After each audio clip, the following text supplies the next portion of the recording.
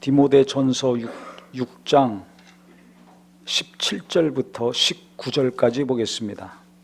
내가 이 세대에서 부한 자들을 명하여 마음을 높이지 말고 정함이 없는 재물에 소망을 두지 말고 오직 우리에게 모든 것을 후히 주사 누리게 하시는 하나님께 두며 선을 행하고 선한 사업을 많이 하고 나누어 주기를 좋아하며 너그러운 자가 되게 하라. 이것이 장래에 자기를 위하여 좋은 터를 쌓아 참된 생명을 취하는 것이니라. 아멘.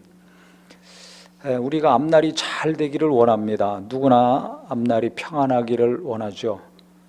성경에 그러면 어떻게 해야지 앞날이 잘 되는가? 이 땅에서도 그렇고 하늘나라 가서도 그렇고 지금까지 어떻게 살아왔던지 미래가 중요한 거 아닙니까?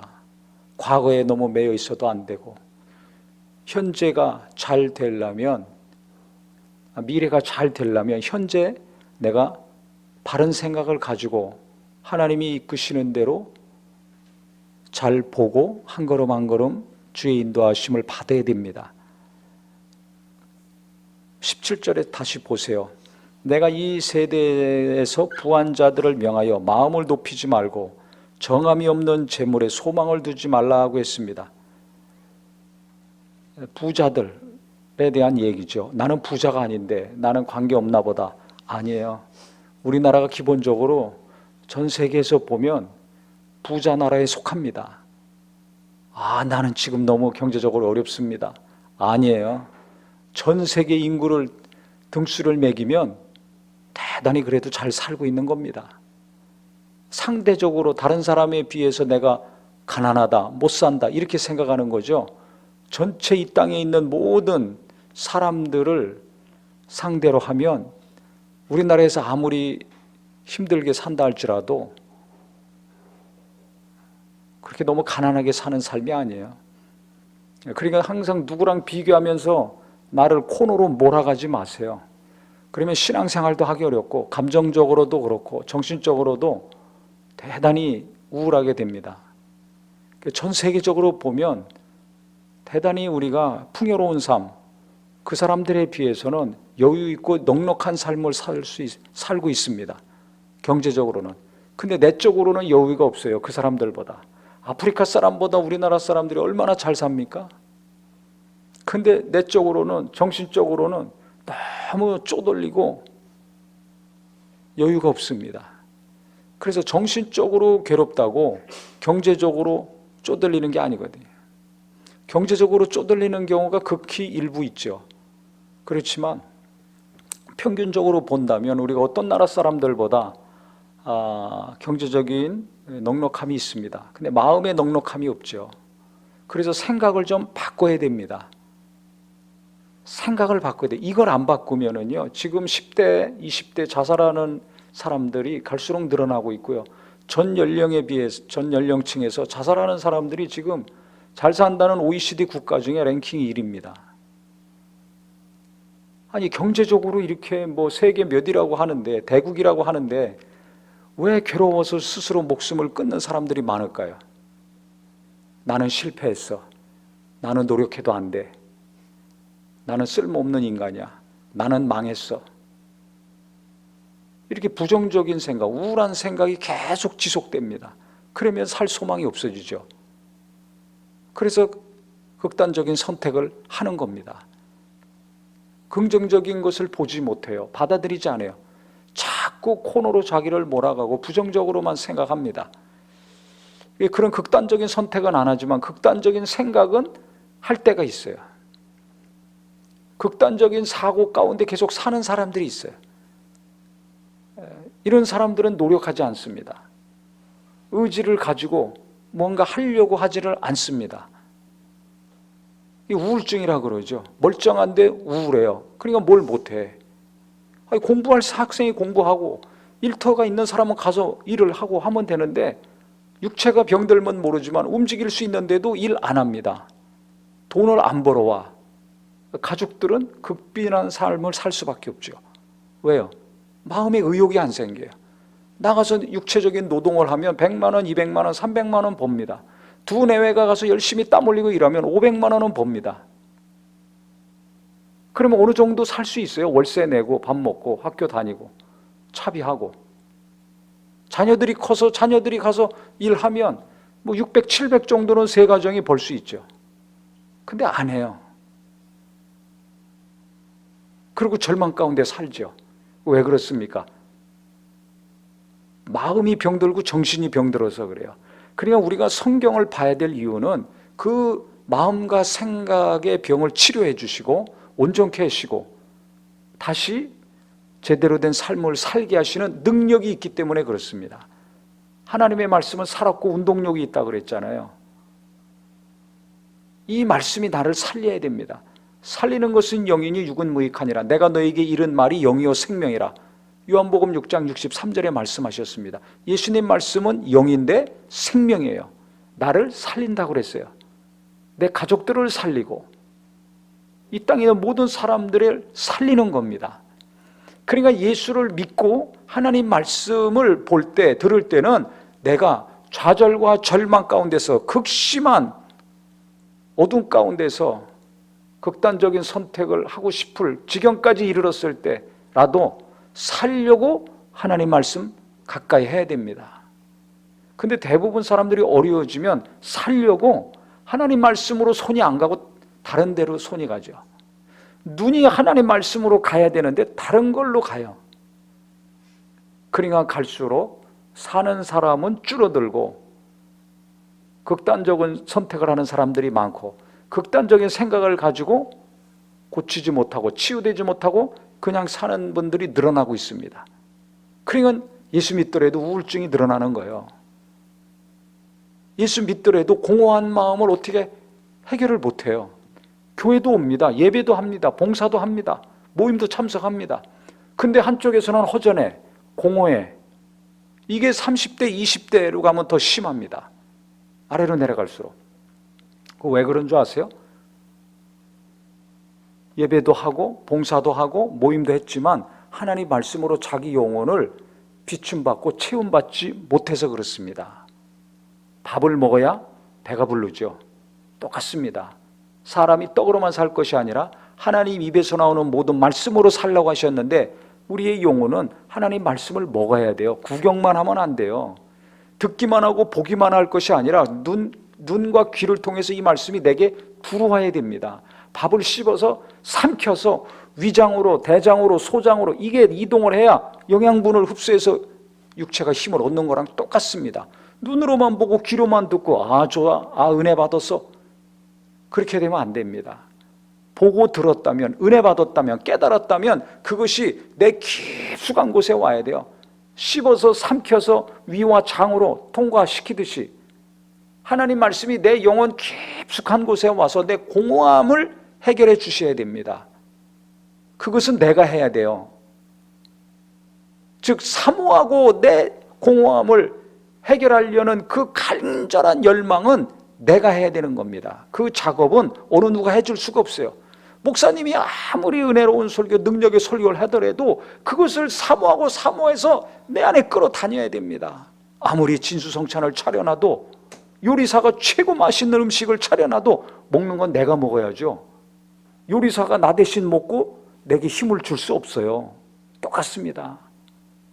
내가 먹어야지 내가 힘이 나고, 내 자식이 먹어야 내 아들, 딸이 힘이 나는 거예요. 내 남편과 아내가 먹어야 그 사람들이 힘을 얻는 겁니다. 내가 어떻게 할 수가 없는 거예요. 아무리 좋은 거 먹으라 해도 안 먹으면 안 됩니다. 똑같아요. 아무리 능력 있는 설교, 은혜로운 설교, 감동적인 설교, 생명의 말씀이라도 내가 먹어야 돼요. 눈과 귀를 통해서 내 안으로 깊이 들어와야 됩니다. 그래서 기운 없던 내 의지가 살아나고, 의욕이 없는 자들이 의욕이 생겨서 학교로 가고 일터로 가고 기도하는 곳으로 가고 예배하는 곳으로 가고 그렇게 해야 됩니다.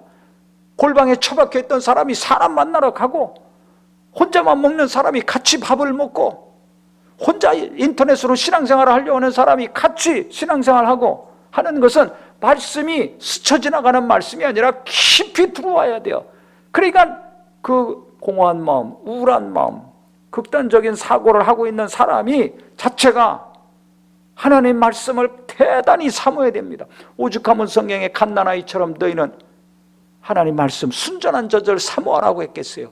어린아이가 엄마 젖을 있는 힘을 다해서 빨아먹듯이 그렇게 하나님 말씀을 있는 힘을 다해서 사모하고 먹으라는 겁니다.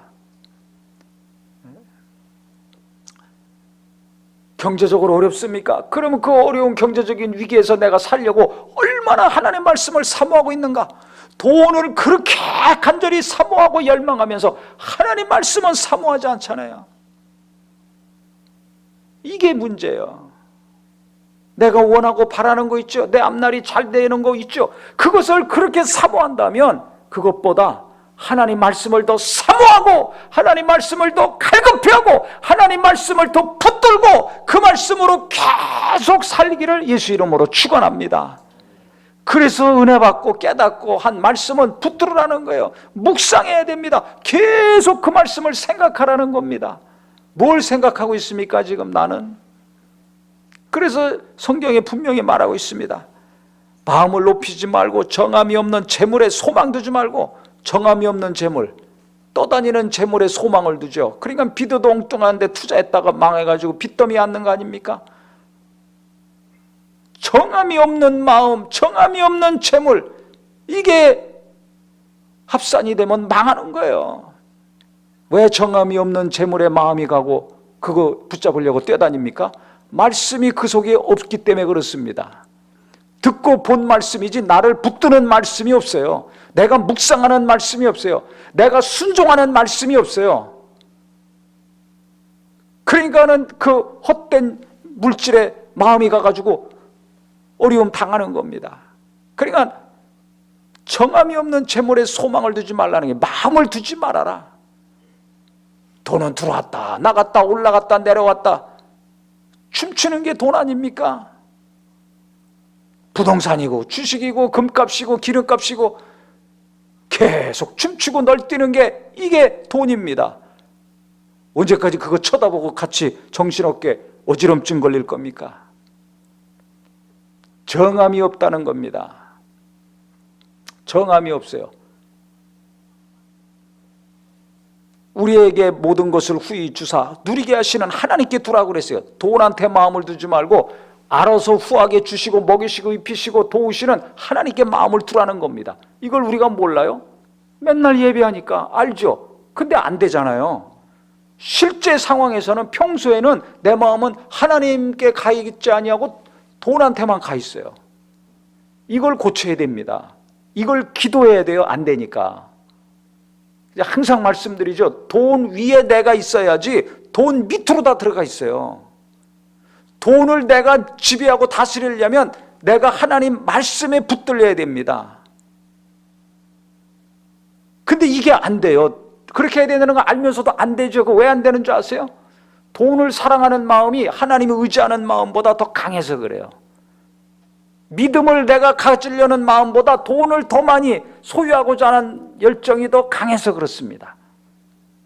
한마디로 얘기하면 내가 하나님보다 돈을 더 사모하고 사랑하는 거예요. 그러면서 주를 사랑한다고 하죠. 진짜 주님을 사랑하면 하나님 앞에 모든 게 다 떨어지게 돼 있어요. 내려오게 돼 있어요. 그러니까 냉정하게 자기를 보셔야 됩니다. 내 마음이 지금 어느 쪽으로 더 향하고 있는가? 어느 쪽으로 가고 있는가? 그것은 뭘 보면 하냐면 내가 항상 생각하는 게 무엇인가? 하나님입니까? 돈입니까? 간단합니다.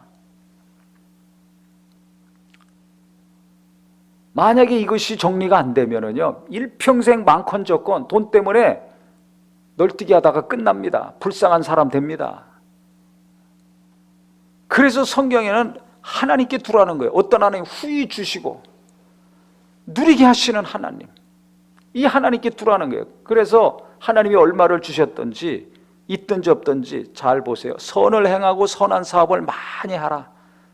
부자고 돈이 많으면 많이 할 수 있죠. 없으면 조금이라도 할 수 있어요. 그것도 없어. 나도 먹고 살기 어려워. 그러면 생각이라도 할 수 있잖아요. 선한 생각, 선한 마음을 품을 수 있잖아요. 생각과 마음이 있어야 재물이 들어왔을 때 그것을 선한 일에 쓰죠. 그 마음과 생각이 없으면 조금 있건 많이 있건 그걸 안 씁니다. 그러니까 생각이 중요한 거예요. 많으면 하겠습니다. 그런 거짓말 하지 말고요. 생각부터 내가 있는가 없는가.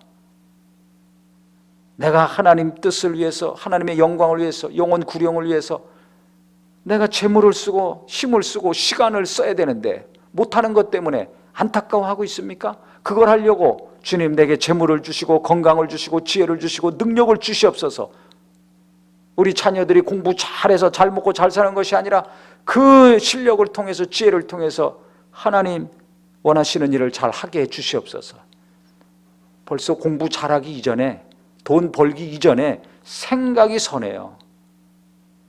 이런 분들이 되시기를 바랍니다. 그런 선한 생각이 처음부터 없으니까 벌면 딴짓하고, 그런 생각이 없으니까 세상 사람들이 구하고 바라는 거 똑같이 기도하다가 인생 끝나더라고요. 기도 많이 하니까 뭔가 바뀌었겠지. 안 바뀌었어요. 성품도 안 바뀌어, 생각도 안 바뀌어. 항상 이기적이고 자기중심적이고 인색하고. 그럼 그분이 기도한 게 도대체 뭔가? 자기의 이기적인 욕심과 야망과 자기의 뜻을 이루고자 하는 열심이죠. 안 믿는 사람들이 열심히 사는 거랑 똑같은 거예요. 그러니까 변화가 없어요. 영향력이 없어요. 기도했는데 왜 저러지? 퀘스천 마크만 붙어요. 이 불쌍한 거 아닙니까? 그렇게 기도했으면 기도한 만큼 뭔가 생각이 바뀌고 마음이 바뀌고 행동이 바뀌고 삶을 통해서 예수님을 나타내야 되는데 이게 안 보이는 거예요. 좀 보였다가 다시 돌아가.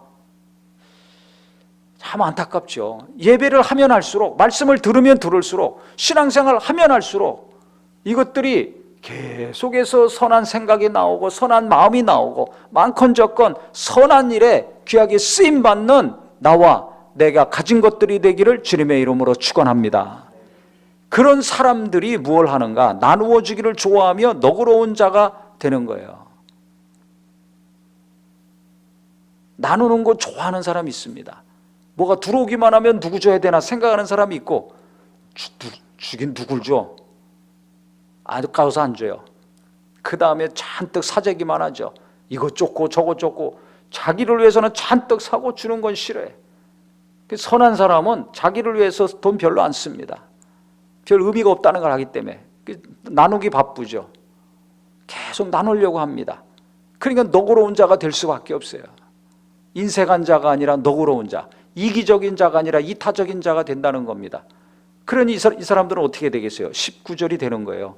이것이 장래에 자기를 위하여 좋은 터를 쌓아 참된 생명을 취하는 것이라 그랬습니다. 앞으로 하늘나라 가서도 좋은 터를 쌓는 지혜로운 자라는 겁니다. 좋은 터를 쌓아야 무엇인가 좋은 일이 일어나는 거 아닙니까? 하나님도 그 좋은 터 위에 역사하시는 거 아닙니까? 하나님이 도와주시기 바라고, 앞날이 무엇인가 잘되기 원하면서 선한 마음이 없어. 나눠주지 않아. 너그럽지 않아. 싹이 노란 거죠. 그래서 우리 성도님들은 어렵다, 괴롭다, 힘들다, 누구나 다 그렇게 삽니다. 태초 인간이 타락한 이후로, 아담이 선악과 따먹은 이후로 인간은 일평생 살면서 괴롭고 힘들고 어려운 삶을 살고 있는 거예요. 왜? 죄 때문에. 내 죄와 내 옆에 있는 사람들의 죄 계속 부딪히지 않습니까? 육체를 떠나서 하늘나라 갔을 때나 평안이 오는 겁니다. 그러니까 이 땅에 살면서 하나님이 주신 것들을 내가 어떻게 써야 될 것인가, 내가 어떤 생각을 가지고 어디에 관심을 가지고 살아야 될 것인가. 주시옵소서만 할 것이 아니라 주시면 나누겠습니다. 주시면 선한 일에 쓰겠습니다. 주시면 내가 계속해서 하나님의 사업에 투자하겠습니다. 엉뚱한 데 투자해서 손해봐가지고 괴로워하고 원망하고 가족 간에 불화 일으키지 마시고요. 가장 확실한 투자, 하나님의 선한 사업에 투자하셔서 이 땅에서도 좋은 터를 닦으시고 하늘나라 가서도 하나님께서 기쁘게 여겨주시는 우리 모든 성도님들이 되기를 바랍니다. 하나님을 사랑하는 자는 헛된 물질에 마음을 두지 않습니다. 하나님이 없기 때문에 춤추는 돈에 이끌려가다가 인생 어려워지는 겁니다. 나이 먹을수록 안정적으로 살아야 될 거 아닙니까? 헛된 돈에 이끌려 가지고 춤추게 되면 나이 들어서 고생이 심해집니다. 하나님이 주시는 거 감사히 여기시고 귀하게 여기시고 선한 일에 쓰려고 생각부터 바뀌셔서 시간이 가면 갈수록 하나님이 더 도와주시고 더 부어주시고 그래서 더 하나님께서 귀하게 쓰시는 우리 모든 성도가 되시기를 주님의 이름으로 축원합니다. 기도하겠습니다.